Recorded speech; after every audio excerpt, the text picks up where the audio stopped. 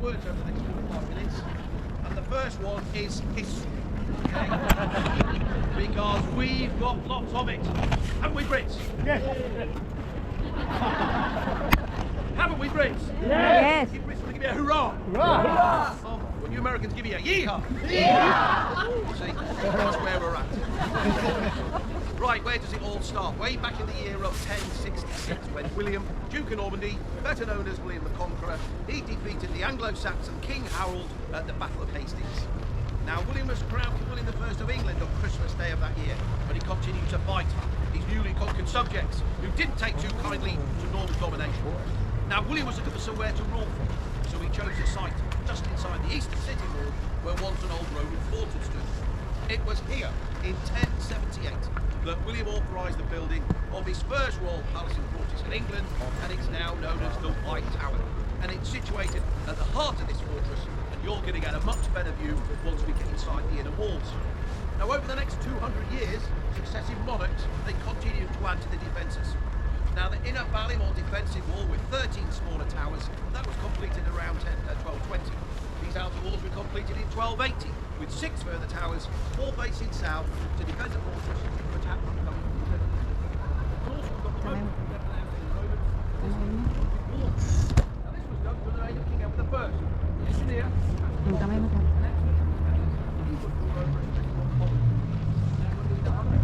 wide and when fully excavated, 15 feet deep as you can see today. It was designed to take advantage of the natural tidal flow of the River Thames, twice a day, flowing into and around the moat, keeping it clean. And initially, that system seemed to work rather well, but all the rubbish and excrement from the city has moved out. And the wide drains of Shoreditch and housing, the system soon quickly failed. This became the largest cesspit in London, a source of pestilence for those living nearby, especially the soldiers of the Tower garrison. Now, unbelievably, this situation continued for the next 500 years. When in 1846, the Duke of Wellington, he was then the consul of the Tower, he requested permission from Queen Victoria to have this moat drained. That was granted, so the Duke then had the moat filled with sand and oyster shells up to the level that you can see today. He then put a good use as an exercise area and a parade ground for the soldiers of the Tower garrison. Now, as I said to you earlier, this was the first royal palace and fortress of its kind in England. However, over the years it's been employed for many other uses. Now, the crown jewels and royal regalia have been safely stored here since 1303. The Royal Mint was located within these walls where all the coins in the realm were produced. It was the site of the first observatory for the study of stars and planets, so that's moved to Greenwich in the 17th century. It was an armoury for the storage of warlike stores of provisions. And official records and papers of kings and queens' courts are stored here to the middle of the 19th century, when they were moved away to form the Public Records Office. And it was the Royal Menagerie, or Zoo, where the royal collections such as animals were kept. And they moved to Regent's Park in 1835.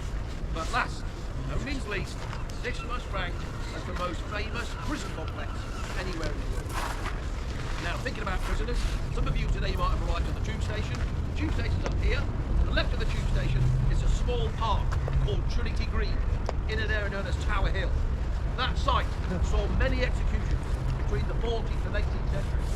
But much consternation was raised in the city when King Edward IV had a permanent scaffold erected in 1465.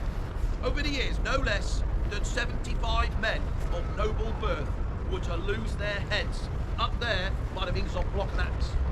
The first victim was Simon Sutton, the Archbishop of Canterbury. He was put there by the hands of peasants in 1381 for daring to introduce poll tax. 7 years later, in 1388, the first legal execution was that of Sir Simon Burley. And by remarkable coincidence, the last victim in 1747 was yet another Simon, Simon Fraser, an 80-year-old Scottish lord who had supported the Second Jacobite Rebellion.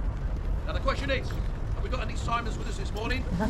Any Simons at all? As you can see, not a very popular name in the United Kingdom. Let's pause and think about what the scene would be like up there on a day of an execution. Thousands were gathered around the raised platform supporting the scaffold to witness their proceedings. The prisoner, having delivered his final words and said his prayers, he would kneel down and place his head on the block of oak. He would then give a word of signal, and the executioner would bring down his axe, hopefully severing his victim's head with one clean stroke. The executioner would then pick up the severed, still bleeding head crowd. The crowd would gasp. Thank you, madam. All of the crowd would gasp. Oh! Behold the head of a traitor, so die all traitors. God save the king. God save the king. Oh, goodness. We really have got no Brits here, have we? Listen, we had a coronation here 4 months ago. I was at that coronation. Try again, shall we? Behold the head of a traitor, so die all traitors. God save the king. God save the king. A little better. Now his head would then be impaled on a soldier's pike, carried through the streets of London towards London Bridge. In those days, the only bridge across the River Thames. His head would then be displayed over the entrance of the city at the sign of the fate of all would-be traitors. Meanwhile, his headless corpse would be taken down, placed into a small handcart, brought back to the tower, where it would be quickly buried in an unmarked grave in the chapel wall of St. Peter Advocate. And you can visit that chapel here. Now, very shortly, we're going to walk up this ramp. We're going to cross the drawbridge. We're then going to walk under the arch, and as we do, I want you to look up at the spikes of the Norman portcullis, or drop gate. The portcullis dates from 1320, and so does the rope that holds it up. So don't hang about us walking underneath it. Right, we're also learning something? Yes. Some more British history? Yes. So do you want some more British history? Sir, would you like some more British history? Sure. You're not enjoying yourself at all today, are you? All right, you Brits want to give me a hurrah? Hurrah! Friends. Let's go. This one look. Yeah, you're great. Well, by White Tower.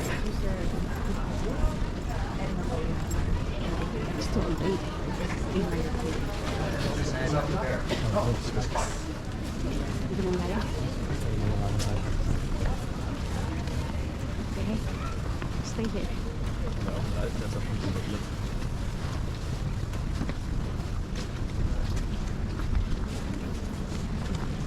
Ayoko malapit sa kanya. What are you eating? Chicken nuggets in a royal palace. Can you believe this? What time is it? 20 past 10 in the morning. Chicken nuggets in a royal palace. Different times. Come in closer, please. You stand at the back, sir. Stand right at the back. Go on, you're all right. Chicken nuggets. It's fine, excuse me. What have we come to? Kick him around, please. Kick him right round.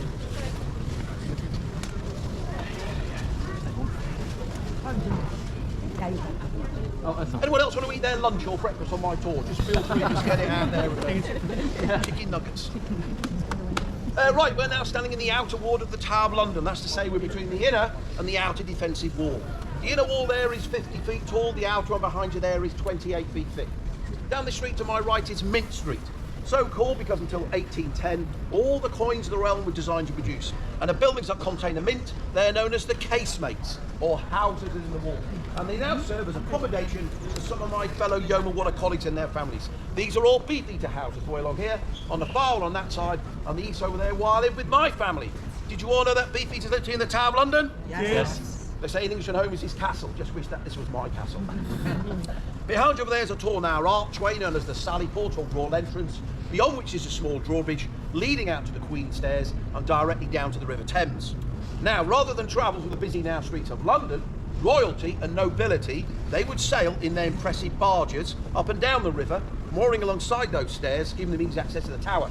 Those gates over there are original, and they date back more than 700 years. It's exactly there where King Henry VIII greeted his second wife, Anne Boleyn, prior to her coronation in May of 1533. That's where King Henry got down on one knee and said to Anne, "I'm going to love you for the rest of your life." See what I did? Anne was fated to return to this tower some 3 years later, for a very different reason, to a very different gate. Now behind me is the bell tower, which is built during the reign of King Richard I, and it derives its name from the small white belfry on top. That contains one of the oldest surviving curfew bells in London. And when sounded an alarm, it was a signal to close all the gates and man these battlements in defence. And it still sounds at the end of each day to notify visitors that the tower grounds will be closing. Now this bell tower is the oldest and strongest of the 13 that sit on the inner wall, and it sits on a solid block of masonry some 30 feet deep. It consists of 2 separate chambers, one above the other, and are not connected by a spiral staircase. However, access we gain to both rooms via the King's house, sits behind that wall, or on those ramparts up to my right. Now it's had some very important prisoners incarcerated within its walls. Princess Elizabeth was held here by her half-sister, Mary Tudor, also known as Bloody Mary. Now both were daughters of King Edward VIII, but after his split from the Catholic Church, Mary remained true to her faith. Elizabeth, like her father, was Anglican. Now, when Mary became queen, there were many plots against her. She thought Elizabeth was involved, so she had her arrested. 2 months passed, no evidence could be found, so she was released, only ever to return to this tower some 4 years later to prepare for her own coronation as Queen Elizabeth I. Now, by far the shortest stay in this bell tower was that of a man called James Scott. He was the eldest of King Charles II's 13 illegitimate children, and was also known as the Duke of Monmouth. Now, when King Charles died, unbelievably, he had no legitimate son and heir, so his brother had to be appointed as the new king. Also called James, he was crowned King James II. But James Scott was insistent that his mother had at one time been married to King Charles. This is when Charles is in exile in France, trying to keep out of the way of a man called Oliver Cromwell, a man who had dared to link the Republic. Now, if this were true, it made James Scott legitimate with a rightful claim to the throne. Now, he was a popular man, so popular in fact, he managed to raise an army and challenge the king. Now, a battle took place in 1685 in Sedgemoor, in the west country of England. Unfortunately for James Scott, his army was defeated, he was captured, and he was locked up here into the sentence of death. Now, he's staying here for just 2 nights and 1 full day before being taken up to Tower Hill and publicly beheaded in one of the bloodiest executions this tower has ever seen. Now, the execution in this day was a 6'5" giant of a man called Jack Ketch. Now, Jack Ketch was by trade a butcher. He was also an executioner in the tower, and a bit like yourself, sir, he liked to drink. And on this particular day, he managed to combine all 3.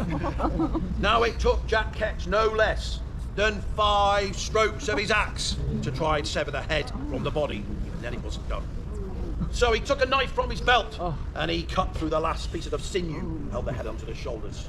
Sweet dreams, kids. But there's more to this story.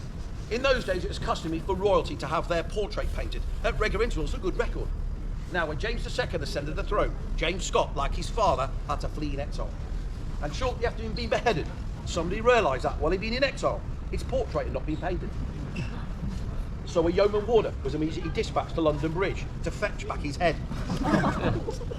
The royal surgeon was called for to sew the head back onto the body. And with the Duke dressed in fine clothes and laid upon a couch, the artist was given just 24 hours to complete the painting. Ladies and gentlemen, if you go to the National Portrait Gallery, you can see that painting, and it's easily recognised by the expression on the gentleman's face. A bit like that one, sir. The horse in prison in this tower was the man for all seasons. Who can tell me what the man for all seasons was? You said that, sir? Well done, sir. A private education not wasted on you, sir. You certainly don't look private educated, but well done. Sir Thomas More, he was the Lord Chancellor of England during the reign of King Henry VIII. Now, he was imprisoned for refusing to accept the King as the head of the Church of England. Now, first he was rather well treated. He had writing materials, allowed family visits, servants to look after him. But as time went by, the King gradually withdrew these privileges one by one. Till after nearly 15 months, Sir Thomas More was in here with only the clothes upon his back. At the same time, and for the same reasons, John Fisher, the Bishop of Rochester, he was held in the upper chamber.